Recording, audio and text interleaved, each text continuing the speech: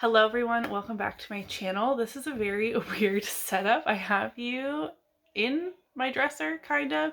Excuse the lighting. I have my plant starts going with these strong LED lights, so it's just throwing everything off.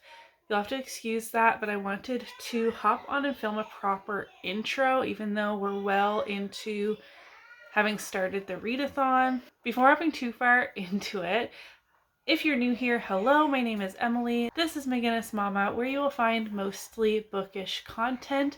And today's video is going to be a 72 hours in the Smut Den reading vlog. This is a readathon hosted by the Late Night Crew. I will link them in the description box. It's like Covers with Cassidy, Melanor Reads, Rise Reading Corner. I might be forgetting somebody. I'm so sorry if I am. And in this readathon, we read as many smutty books as we can for a 72-hour period. There is a light wheel and a dark wheel, and I am feeling very much in the dark romance mood, so I think that's where I'm going to stick all weekend long. We shall see. I am a busy mom of 3 boys. I also work from home, and this starts today on Thursday. So I would be thrilled if I could read 3 dark romance books this weekend. That would make me so happy. If I can read more, amazing. That would be beyond my expectations. I have a long list for every category on options. I have my Kindle charged and loaded up with my 20, spaces that you're allowed for Kindle Unlimited, you know what I mean? I have them ready to go, plus tons of other options for each category. And I even have some that are super short, like 20 pages. So if I could get that on there, that could be, an added book.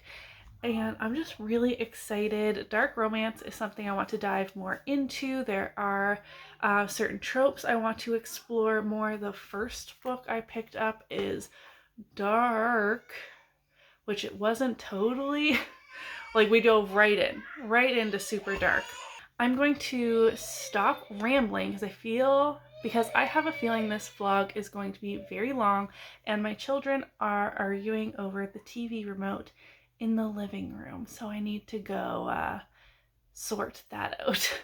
So let's go and spin the wheel for roll number 1. Good morning, everyone. It is Thursday. Technically, the readathon doesn't start until 8 p.m.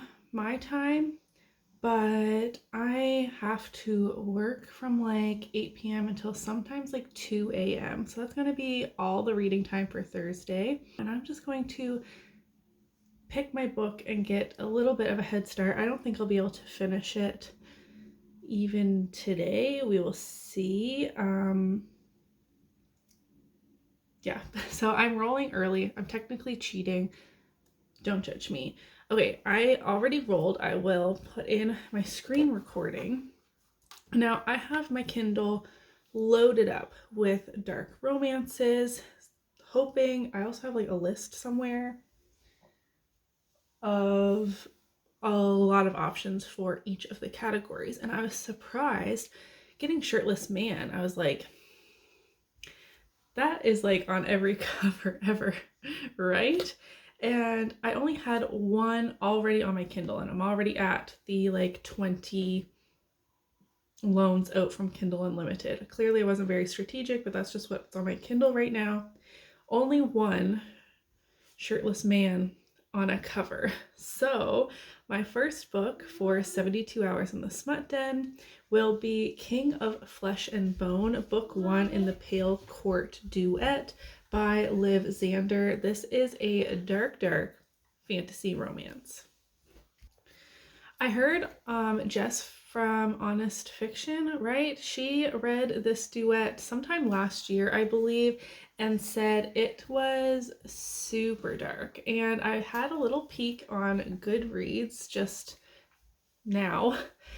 And so many people DNF it around like the 20% mark and says like, this is fucked, this is so dark, this is unacceptable.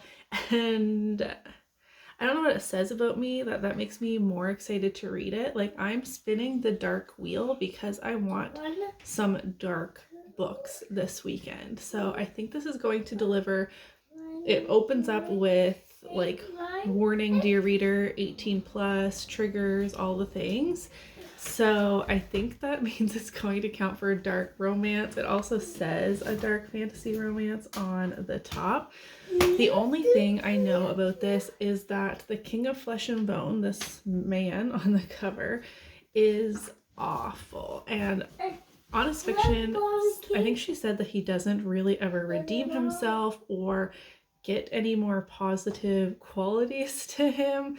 I know she said early on in the book, he breaks our heroine's legs so she cannot escape.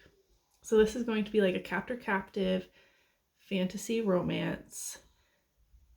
Already sounds super dark. I will check in around the 50% mark and let you know how I'm feeling. It's only like 250 pages, I think. So if I can focus on reading, which I mean, I've got bread on the go, I have a video I need to edit, I need to work later. So if I focused, I might be able to finish this tonight and roll the wheel a second time and get these picked out for book number 2. Hello everyone, I have made it to 50% of King of Flesh and Bone. I am doing my makeup. I love how my eyeshadow turned out. I don't know if you're here for any makeup content. I do have a second channel, but I am using the Nomad Snow Lodge palette on my eyes today. And I'm just really happy with how it turned out. So I wanted to share. Okay, 50%, how am I feeling? What is this book about beyond just what I remember hearing from Jess with Honest Fiction? So we are following our main character, Ada, and she is a human girl. This is like kind of like medieval age type fantasy, if you will. And in this world, for the last 200 years, the dead have not been rotting and decaying. And on the full moon, each month, they reanimate. So they are trying to like lock down the graves so they can't dig their way out. If a baby is born on the full moon, you can't tell if it's a stillborn or not, which is very common, more common than it is now in the olden days, if you will, where there is no like prenatal care. So the parents can be like super happy their baby is born, and then in the morning discover their infant would have been a stillborn but had been reanimated if it was born on the full moon, if that makes sense. So they're kind of like zombie-esque. They will like rip you limb from limb if you anger them. They bite, they scratch. And then other times they just, if you leave them alone, they'll leave you alone. But really, you don't want your dead loved ones walking around, but they don't rot. So they just look exactly as they always have, which is very alarming, obviously. And our main character is accidentally brought to the King of Flesh and Bone, who is like their devil, if you will. No humans are allowed to enter his kingdom or like go through his gates, or else. And so she does not mean to go there, obviously, but that's where she finds herself. And so far in this dark fantasy romance, there is no romancing. This is like erotica.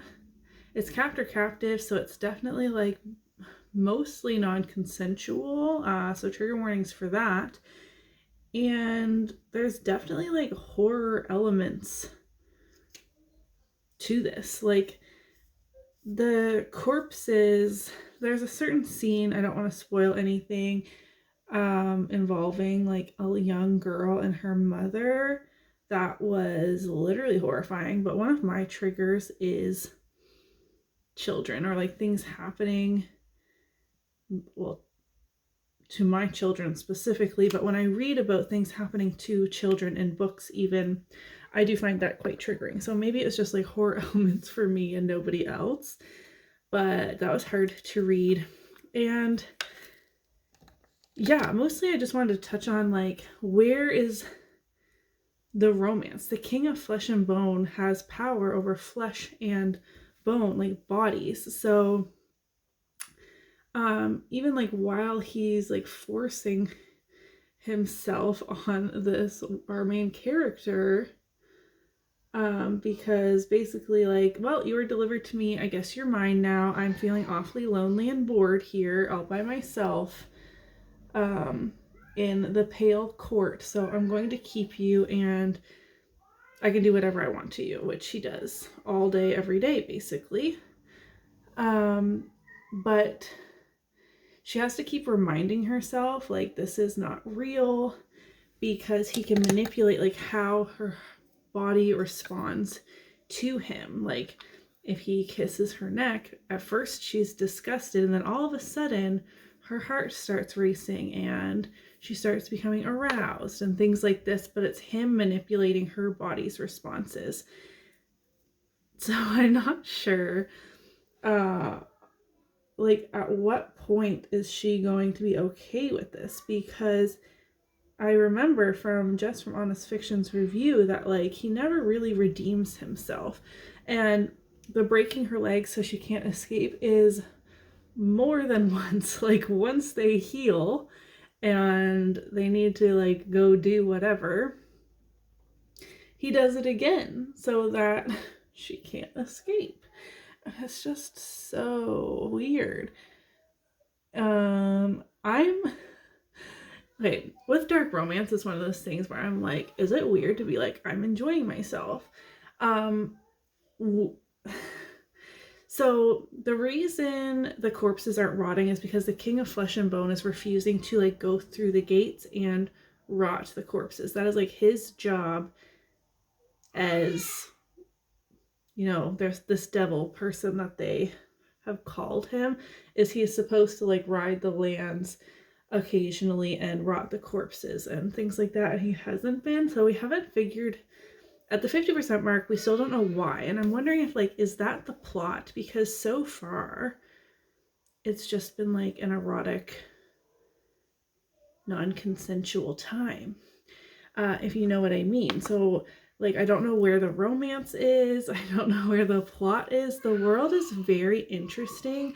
We've met one of the other like kings of another court, and he seems interesting. Apparently there's like 3 brothers that rule different things. I don't know, but like we haven't seen a ton of them, just little cameos here and there. So like, do they play a bigger part? I don't know. Like, I don't know where this is going, but I'm enjoying myself. Like, no, this does not feel like a 5-star, but it's a good, like, dark fantasy romance time. Like I said, the world is interesting. I just wish we had a bit more of a plot, like fewer sex scenes and more of a plot to keep my interest going, because I feel like I like smutty books, but I like them even more if there's a good plot to go along with it. You know what I mean? Like, just straight up erotic books are not my favorite, and that is what this is mostly feeling like. But it has like an interesting world, a lot of erotica. So I feel like there's this potential that we're missing. Am I making any sense? I need to stop rambling. I can't have all my check-ins be like 10 minutes long, or else my video is going to be like an hour long. So I will check in when I have finished reading this book and am ready to... Is this going to be the end of this powder? And I'm ready to roll for book number 2. I have, this one's 250 pages, which is not too bad. I'm going to call this done. That is exciting. But I have some even shorter options on my list that I do hope to squeeze in so that if I could read more than 3 books this weekend, I would be ecstatic. Hello guys, it is Friday, the second day of the readathon. We're not even at 24 full hours yet because technically it started at 8 p.m. my time last night. But as you know, I started a little bit early, but I have officially finished King of Flesh and Bone by Liv Zander? Yeah. I give it 3 stars. Okay, I had a good time reading it.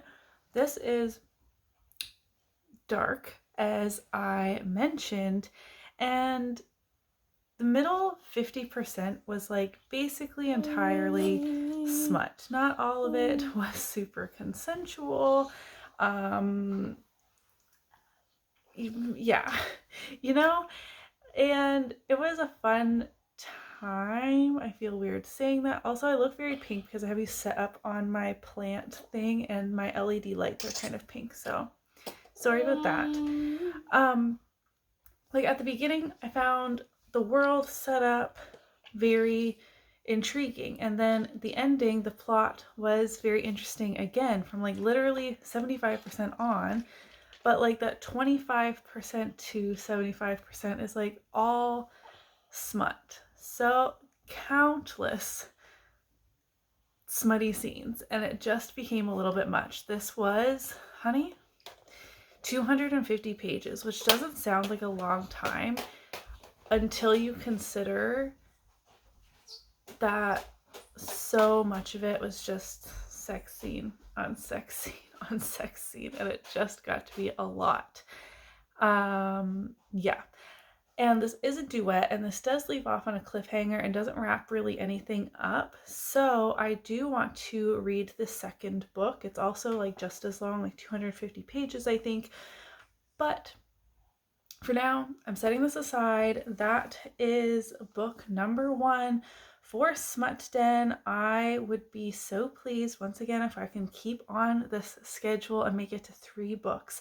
So I have already done my second roll. I'll pop that in. Excuse all of my clean laundry here that I need to fold.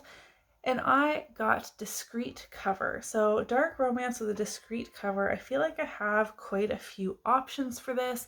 I am noticing a trend recently is more discreet covers. A lot of people are buying these more indie dark romances that I am looking at physically and in bookstores, etc. And people are really drawn to these more discreet covers versus just like a shirtless man on the cover, which is what I got last time, or like a couple on the cover. So I am choosing to read. Come on, Kindle. You can do it. Hello? Okay, that was kind of glitching for a little bit. I'm going to read There Are No Saints by Sophie Lark. This is a dark romance featuring these 2 serial killers who are like fighting in the San Francisco area, like trying to one-up each other. They're also very well-known artists.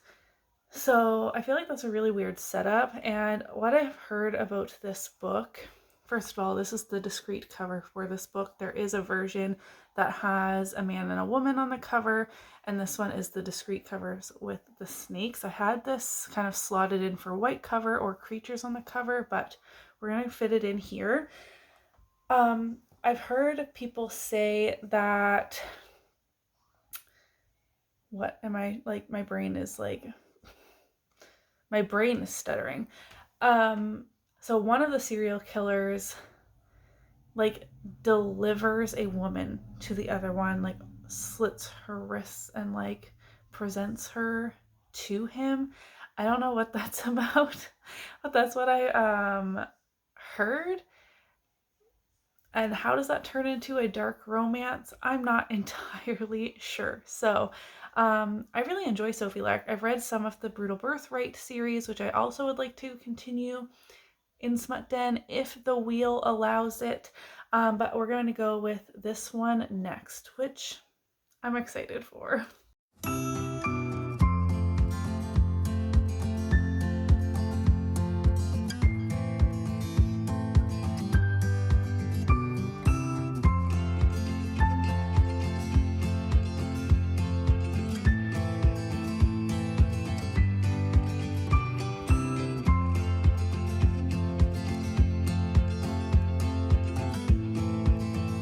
All right, I have officially made it to 50% of There Are No Saints, and I am loving this. This is a dark romance. Kind of like a stalker romance, I guess. So our main male character, Cole, is a literal psychopath, right? He doesn't feel happiness or like traditional emotions besides like anger, maybe some satisfaction, um, things like that. But when he talks to people, he is like putting on a mask and smiling when he knows he's supposed to smile, and all these different things, which is honestly fascinating. Like it makes me want to like learn more about the psychology behind that, because how can this be a romance if Cole is an actual psychopath? I find that very intriguing. And now our main female character, Mara, is an artist as well. So that's how all of their paths crossed. So Cole and Alistair are the rival artists and serial killers in the story. And Alistair is intrigued by Mara, but notices Cole watching her as well, but for reasons that Alistair gets wrong. So he leaves Mara for him basically on her deathbed, trying to like get a rise out of him because Cole doesn't kill women.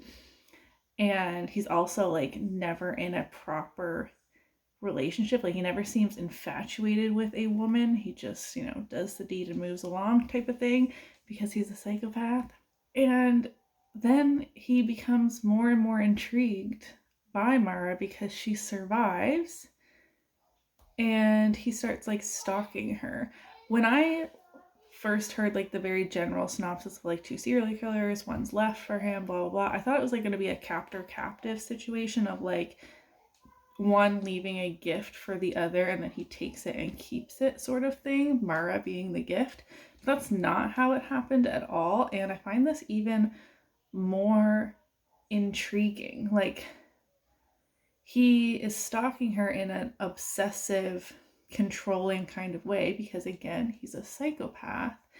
But so how, this is a duet, how does this turn into a romance? Because where I'm at 50%, Mara is catching on.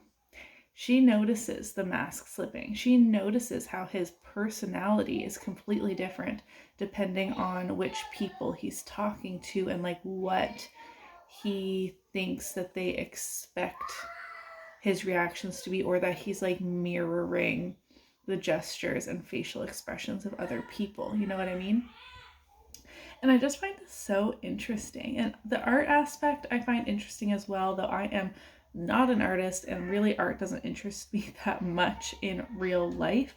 But the way it's discussed in here, like the art galleries and the process in which they get ready for these art galleries, I'm finding it quite interesting. And I like that even in this Kindle version, there are illustrations within this book as well, which is just really interesting. So we got to see, like, actually see what Mara's art, I don't want to like elaborate too much, what she's working on looks like once it gets to the gallery. Like there was an actual illustration of it on the page, and that is a really fun addition to this as well. So far I'm really liking this. This has potential to maybe be a 5-star. Like I'm having the best time. It doesn't really feel 5-star now, but like this was the first 50%. So it has my attention. I'm having a great time. It's either going to go downhill from here or uphill from here. You know what I mean? But I'm just going to sit here and read a little bit more and drink my coffee. I should do some work today.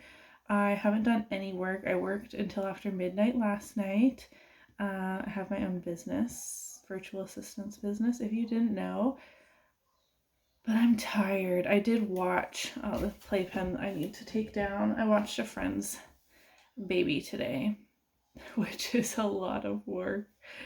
I have 3 kids of my own, and I'm still just shocked at how much work a baby is and how exhausting it is when you don't do it every day anymore. You know what I mean? Okay, anyways, I'm going to read a little bit more.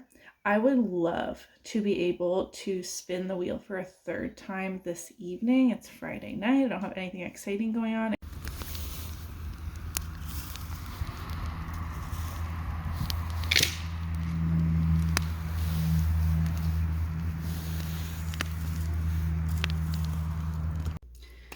Hello, good morning. It is Saturday morning. I am very, very tired. I read up to 88% of There Are No Saints last night before I literally could not keep my eyeballs open for a moment longer, even though we were in the middle of a very intense part of this book. But I got up and I finished this with my coffee this morning. I gave this like 4.5 stars. I really loved it. I couldn't put it down. The character work in here is incredible. Both Mara and Cole are very multi-layered, and we explored a lot of those layers. Cole's character development from like true psychopath to what is this I'm feeling? This feels weird. This feels uncomfortable. Did that make me happy? And there was so many parts in this book that I highlighted because of what I said in my check-in of like the psychology behind him being a psychopath, where there was like a caretaking scene. He said, "What am I doing? I'm not nurturing. I don't care. But sometimes I just like putting on these personalities and seeing how the people around me react to them." Like he's studying like their reactions, and he's like embodying these personas just to see like how other people react and if he likes how other people react based on that. You know what I mean? Like it's just, I found it fascinating. Like the characters were great, the dark romance aspect was great, the thrilling suspense murdery stuff that's happening because this is a serial killer romance was great. And I'm so excited to get to the second book. I'm going to download that. I've just been kind of picking my reads based on the 20 things I already have downloaded on KU. So when I finish a book that's a part of a series, I just like return it and swap it out for the sequel, if that makes sense. So I rolled roll number 3 and I got flowers on the cover. Now I have a lot of options in my Kindle library that are probably better suited, but I have Bound by Honor by Cora Riley on my May TBR, and I would love to get to it this month. And on her like corset thing, there's like embroidery with like leaves and what I think might be flowers. I did a poll on Instagram to ask if like, do you think these are flowers, or can I choose, or should I choose a different, better option? And I'm just gonna let that run for a little bit because I have some like laundry I need to do, some dishes. I should maybe do a little bit of editing and a little bit of work. Like I should take a little bit of a step back from reading, though I would like to read all day long, but that's just not the reality of my life. I find these short readathons really tricky for me because as much as I want to spend the entire 72 hours reading as much as I can, I just can't as a mom of 3. But it is going to be an absolutely beautiful day in the mid-20s Celsius. I'm Canadian, and beautifully sunny. So I'm going to set up my hammock and do a lot of reading outside later. But Bound by Honor is kind of like what I would hope to. It counts for other prompts on the wheel. It has red font on the cover. It's a black cover. It could be a wild card book. Is that it? Maybe those 3. So if it doesn't work for flowers on the cover, maybe if I can squeeze in a 4th roll, maybe I could get that on here, or I can just read it, you know, before the end of May. But we'll see what Instagram says. If a lot of people say, no girl, choose a better option, I definitely will. It's no big deal. I'm having the greatest time.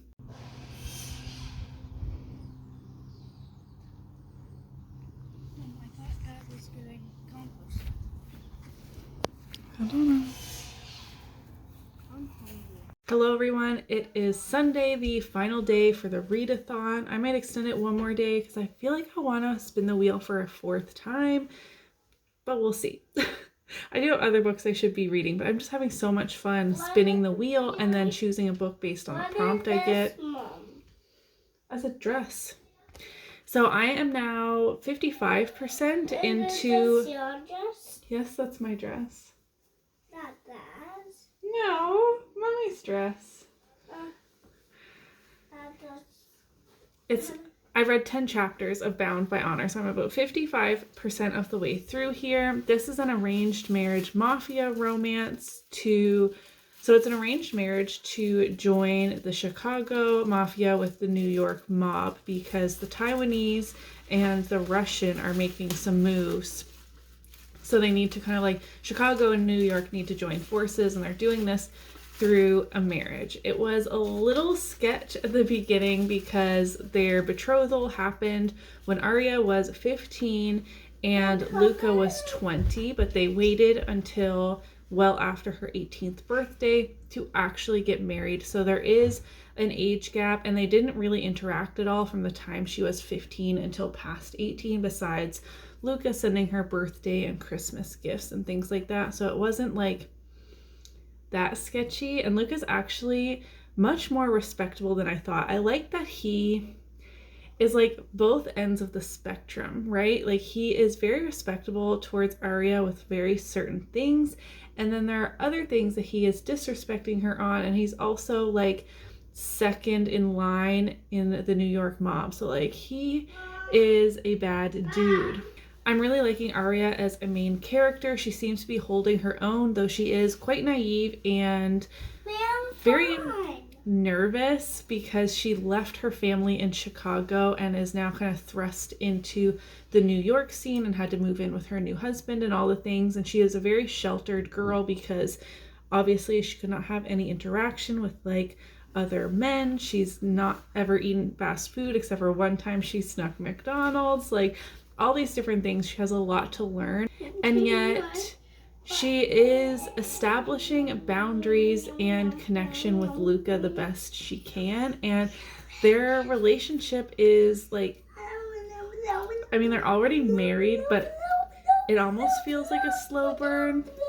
It's being loud because they are kind of taking the opportunity to get to know each other and try and actually build a relationship for this marriage that they both got stuck into and that there is no way out of. There is no such thing as divorce in the mafia. One of you has to die for the marriage to end, if you know what I mean. So it's Bound by Honor because that's all that their marriage stands on right now, is honor for both of their families and like doing the right thing for the crime organization as a whole. And I just really like mafia romance. It's something I want to read more of. No, we're not going to Grammy's house. Where are we going? It's a surprise. Where I'm going to take you guys along with us. We are trying to load the kids up right now, but I said I needed to film a quick update first. I'm just really enjoying this. The only other mafia I think that I've read is Brutal Birthright, which I haven't finished that series, but it has the same, like there's an undertone of danger, and you know the men are not good, but they're not all bad either. So it's just interesting. I'm enjoying my time. I think I should be able to finish that today, and then if it's not like midnight, I might roll for a fourth book, though I won't finish a fourth book before the readathon ends. But I have like met my goal, which was to fit 3 books in this weekend, which I can't remember the last time I've read 3 books in 3 days. So that feels really good. Okay, we're gonna go on an adventure now.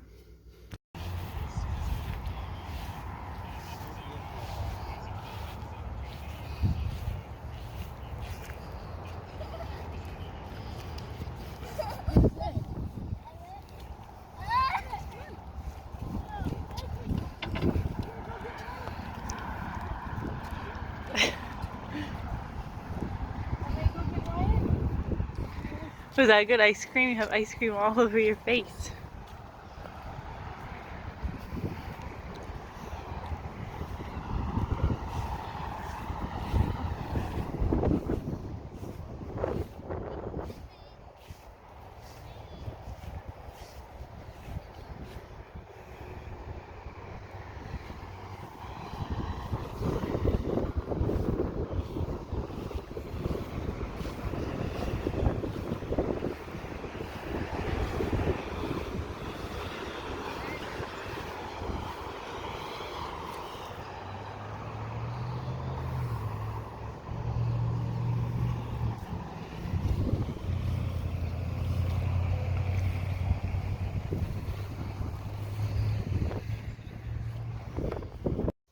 Alright guys, hello. It is Monday and I did end up finishing Bound by Honor by Cora Riley and I give it 3 stars. I had a good time reading it, but I don't know, it just felt really repetitive and it just seemed like Arya never did anything except spread her legs. Like, what else did she do in the run of a day? Just stay home in the apartment? I don't know. Like, I just feel like we could have been doing more in the book. I do want to continue the series, and I want to read the prequel as well about Luca specifically, and just see where we go from there. I am so tired. I don't know if you can, like, tell from my under eye bags, and I really wanted to roll a 4th time just because I'm having so much fun. But then I decided, no, I still have a couple of books on my May TBR I should try and get to. I'm not going to be able to finish my May TBR because I have one specifically really chunky book left on there, but that's okay. I'm just going to keep chugging along. I'm excited about the other books I have on my TBR. I'm actually going to be picking up this one, which is also, it's like a paranormal dark romance. So still in keeping with the theme, but I'm not rolling for a 4th time. But I met my goal. I read 3 books this weekend. I feel really good about it. Technically, like 4 books because me and Sam were buddy reading Morning Glory Milking Farm, which I'll talk about that in my wrap up. I'll be finishing that today as well. So 4 books in 4 days feels really good. That's better than I've ever done, and not all of them were super short. I mean, they're all around like the 250, 300-ish page mark, I think, but that's pretty good. And I don't know, I just had so much fun reading dark romance this weekend. I love The Wheel. I think 72 hours is a great time for a readathon if you have the space available in your schedule to really focus. This weekend we did spend quite a lot of time outside and doing yard work and stuff, so if I had have been able to just like literally only read, I definitely could have read more, but that's okay. Thank you to the late night crew and Covers with Cassidy for hosting 72 hours in the Smut Den, and I wonder if I'll be brave enough to do 72 hours in the haunted house if they do that again next year as well. I hope to continue on all these series that I started, but for right now I need some dry shampoo in my hair and I have some work to do as well. So I'm gonna go finish Morning Glory at Milking Farm actually. Thank you guys so much for watching today's vlog. If you have any dark romance book recommendations for me, then please do let me know, and I'll see you in my next video. Bye!